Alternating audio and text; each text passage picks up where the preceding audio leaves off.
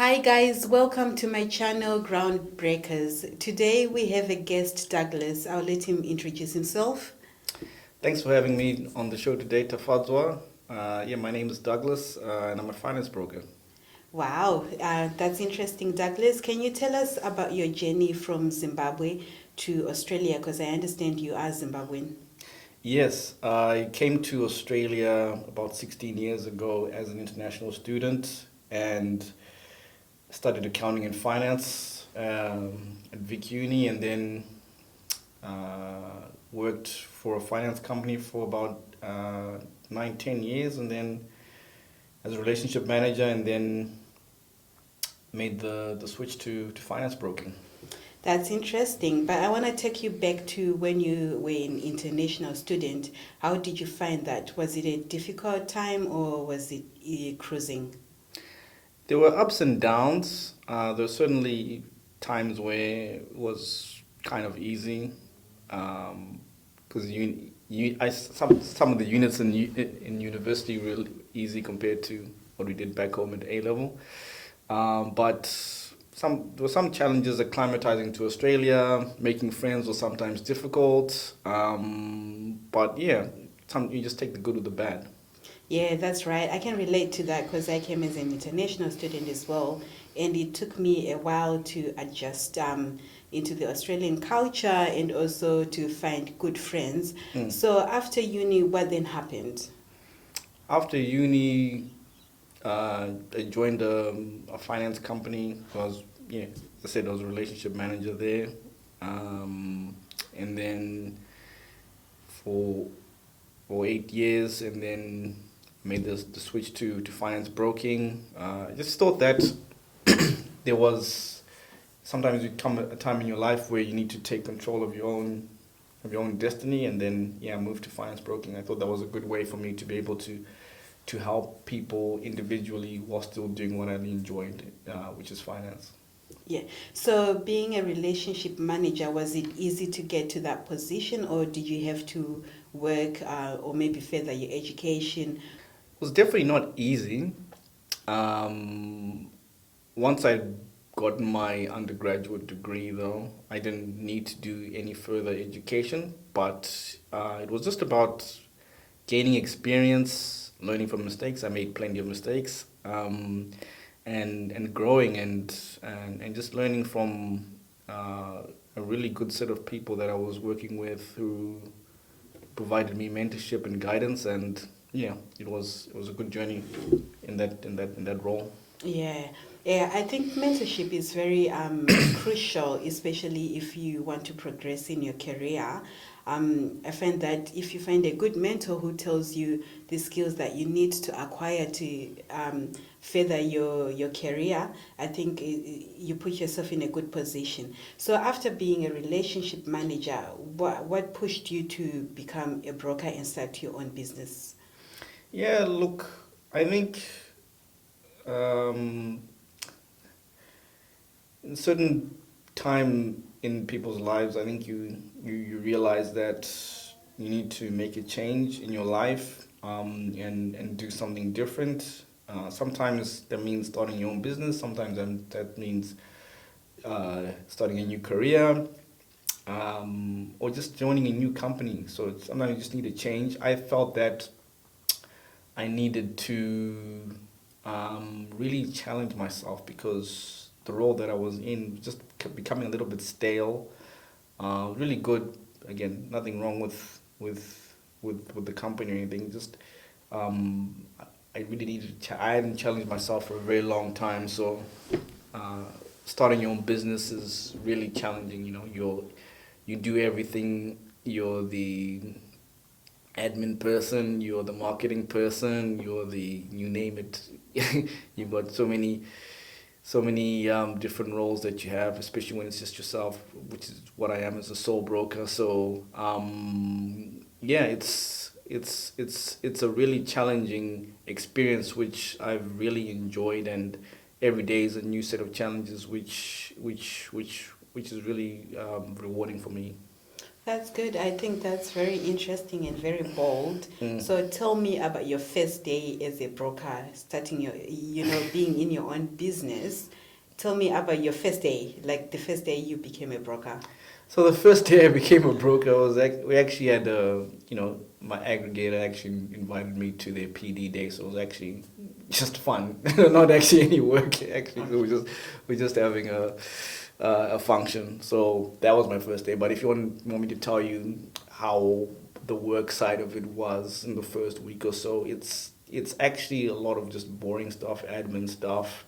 Um, Getting to know how you want to market yourself as a broker is really important. Your target market, how your value proposition, how you really want to help people, and how people are going to see the value of engaging you as a broker. I think that's the first few weeks. That was something that I really tried to understand about myself and how I want to position myself in the market, and go from there and really have people trust you, and because it's difficult. So yeah, that was the first kind of foray or start that I had. Yeah. So to people who don't really know what brokers do, what do Mm. you really do? A broker is, if I was to boil it down and make it really simple, is a go between the consumer and the lenders. So what's happening now is that financial products are becoming more and more complex by the day. Credit policies are changing almost on a weekly basis for different lenders. Things are changing really fast. So, and there's so many options. Not only are financial products becoming more complex, but there's so many more options available in the market. So, as a consumer, it's really hard for you to understand or keep up with all of this. So, you may know the credit policies for one bank or one lender, but do you know for the rest of the other 50 or 60 that are there? So, as a mortgage broker or finance broker, that's really your role to know these policies, to know these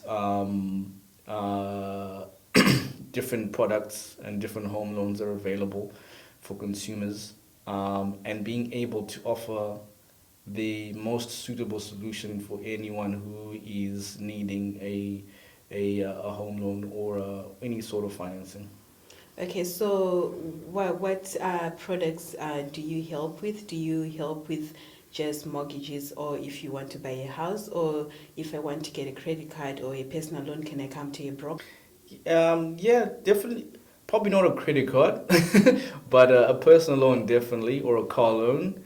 I can assist you, even commercial side of it. If you've got a business that you need to finance, or something like that, a finance broker can help. So it's a wide range of lending options that I can assist with.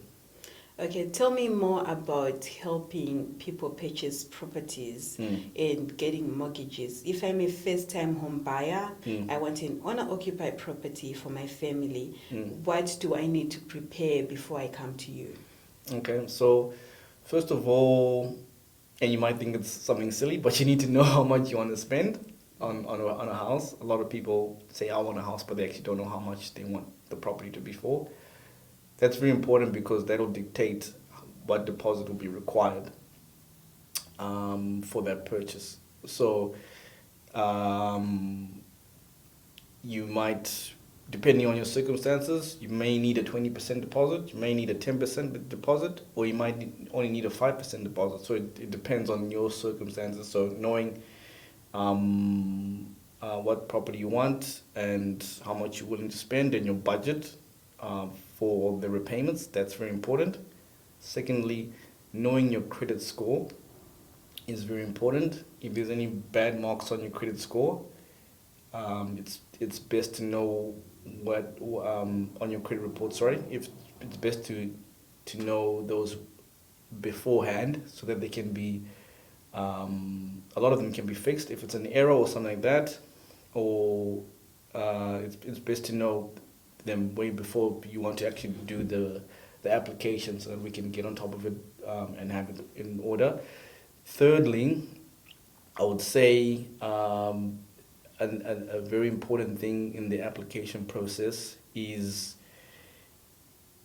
having your liabilities and assets, mainly your liabilities, as low as possible. So even just a credit card, if you're not using your credit card, if it's got a $10,000 limit, that can actually impact your borrowing capacity. So the best thing to do is to close that credit card if you're not going to be using it, or reduce the limit, because that limit can, as I said, impact your borrowing capacity. And then the other thing I would say is just be aware of what your non-discretionary spending is. If you're spending a lot of your income on eating out and stuff like that, using your cards, then that will be flagged. That could potentially be flagged by the banks as being an issue. So just being smart around those things is really important. So yeah, if I was to drill it down, those would be the three most important things. Okay, so you talked about credit scores. What can stain a person's credit score? If you've had a default made against you due to a debt not being paid, or if you've been a late payer for any of your bills, so what happens is that any all most of the uh, companies that offer billing services, like your utility companies or your phone service or whatever it is, they report to credit reporting agencies, and they show any of the late payments that you've made. So everyone in Australia has a credit score from 0 to 1200. Unless you've never had a bill in your name, then you wouldn't have one. But everyone else has got a score between 0 to 1200. Anything above 700 is generally good.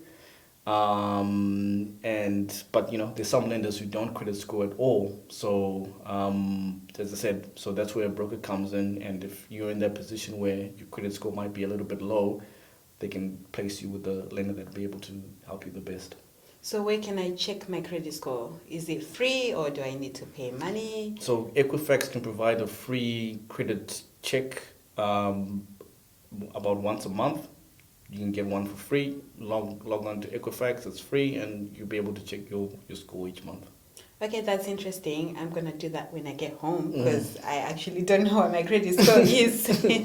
And I wanted to ask as well, so you do help people get mortgages. Do you just help people to get mortgages in Melbourne, since you are Melbourne based, or anywhere in Australia? Yeah, it's a good question. As a broker, I'm able to assist anyone in the whole of Australia. There's no restrictions on which state you can operate in. So if I'm in Melbourne, I can help someone in Northern Territory, WA, South Australia, doesn't matter. Okay, that's good that you can help. So if I want to buy a property in Canberra, that's not going to be a problem. Yeah, it'll be fine. Okay, good. I also wanted to ask you, in your business as a broker, do you have any challenges that you come across, or is it just smooth sailing? Yeah, so it's, I wish it was smooth sailing, but yeah, look, as with any profession really, there's challenges, there's stuff that's easy and the stuff that's difficult. Stuff that's difficult is sometimes, it can be difficult trying to, how can I say this? Sometimes when deadlines are due and they're tight, it would, depending on the lender, it could take a little bit longer, and that's sometimes where it's a little bit difficult to manage expectations. But as with anything, keeping the customer involved and updated is what I do best. So if there's an issue and something comes up, with finance, something always comes up. Well, I won't say always, but a lot of the time something can come up. Keeping the customer involved and letting them know that okay, there's a little bit of a hiccup, but we can get there. So sometimes that's a little bit difficult to navigate in being a finance broker. So, what does success look like in your business? Success look for me, it's my number one objective is client satisfaction. So if my clients are happy, I'm happy. Everything starts from client satisfaction. If a client is happy, they're going to recommend you to their friends. They're going to come back again and do repeat business with you. So the more people that I can help and are generally satisfied with my service and how I've helped them, because that's the main thing. I really, you know, getting paid is good, but knowing that you've helped someone who didn't have this information beforehand, who didn't know where to go or where to start, and now you've helped them purchase their property, you've helped them get into their first home, you've helped them get an investment, you've helped them save on their mortgage. That is really rewarding to me, and that's the that's what I get out of being a finance broker. Okay, so I'm going to take you back to mortgages and that process, because I'm sure a lot of people are interested in knowing the processes of mortgages and getting a home loan. Can you tell me what LMI is? Because that word is thrown around a lot when purchasing properties. What is LMI?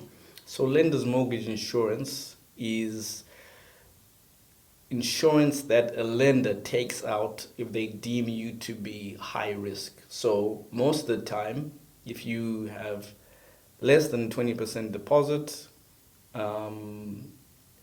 a lender might assess you as being a high risk. So they will say, we need to take out insurance so that we're protected basically for you being a higher risk borrower. So this amount is added to the cost of the loan, and you basically pay it as part of the loan. So yeah, that's basically what LMI is, and depending on your profession or your particular circumstances, you might be able to avoid paying LMI with a less than 20% deposit. Okay, so you talked about depending on your profession. So are those grants that are given to other occupations? Can you talk to us about grants that the government offers to people trying to buy home loans? What grants do we have at the moment? Okay, so I'll just finish off on the LMI part. Yeah. So the LMI, if you're a doctor or an accountant or a nurse, certain lenders can say you don't need a 20% deposit. You can say you might need only 10% or even 5%.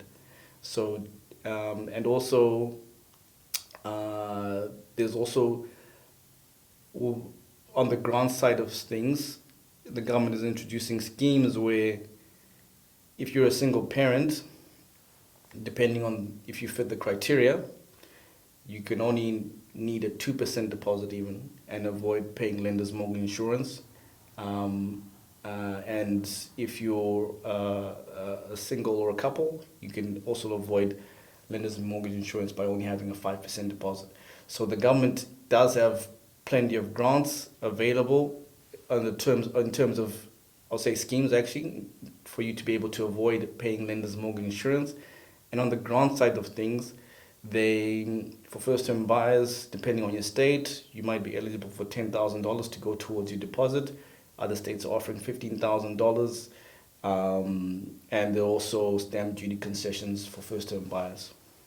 Okay, stamp duty. Can you tell me a bit more about stamp duty? Is that stamp duty, is it charged on your land or on your building? What is stamp duty? So stamp duty is basically kind of like a tax that the government is taxing you for you to purchase the property or take out the land on the property. So that amount is charged to the revenue authorities.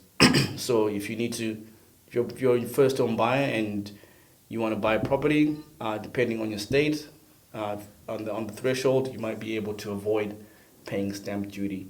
So yeah, it just depends on your state and the property value that you're Okay. paying. There's thresholds that you pay depending on the value, and it goes up and down. Okay, okay, I understand. Another thing that we used to have was the first home buyer grant. The government used to give people. Do we still have that at all, or Yeah, that's gone? yeah, I touched on that before. As I said, here in Victoria it's 10,000. Other states are offering 15,000, depending on your state, and that can go towards your deposit if you want. And it's generally seen as something to help first home buyers get into their homes a lot easier. Okay, that's interesting. To those people that are not sure whether they want to build or whether they want to buy a building that's already erected, what would you tell them? Like, So, if to build, to build, the advantage is that you can build, you can get your home and land package.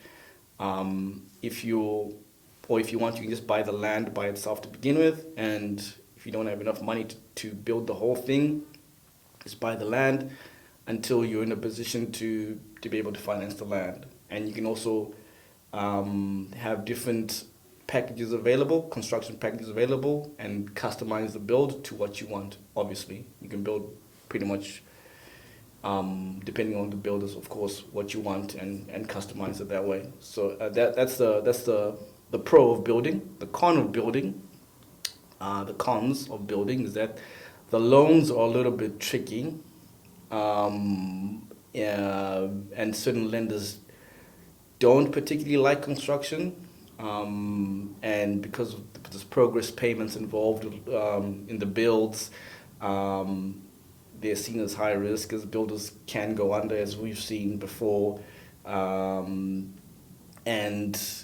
as the other thing is, if you're building, you also have to factor in that you will be paying for the construction of the build, but you're not living in it, or if you're investing, you're not getting the rental return from it, but for maybe it's 6 months or however long the build is going for, you're still paying for where you're living or whatever it is, and you're paying for a construction build as well. So there's the timing of it as well that you need to consider. So there are pros and cons of building. To buy an established property, kind of like the reverse of building in some way, that you're just buying something that's already there. You can't really customize it, unless, well, depending on the options that you take. Another option is to actually go somewhere in between, where you can find something that is due to be completed soon, and kind of change things if you want. So that's something that's available. But generally, you're buying something that's already done, and you can't change it. But the pro of that is that you don't have to worry about construction loans. You don't have to worry about the hassles that you might find with builders, and it's just something that you get to move into from the beginning. okay, that's clear. The other question I think that I have is with apartments.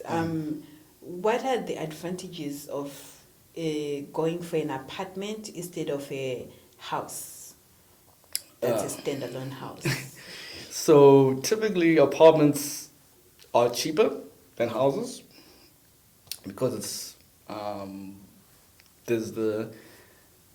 kind of like a shared land space. It's not a detached or part of your own land. So that's the pro, that it's typically cheaper, and you don't have to For those who don't like gardens, most of the time you don't have to worry about a garden, and it's cheaper. The thing is, though, typically what you see though is that apartment prices are volatile because, as I said, there's no it's a shared land space, so it's not your own land. So what we see is that property prices are increasing, but what's increasing more than the construction build or the value of the build is the land.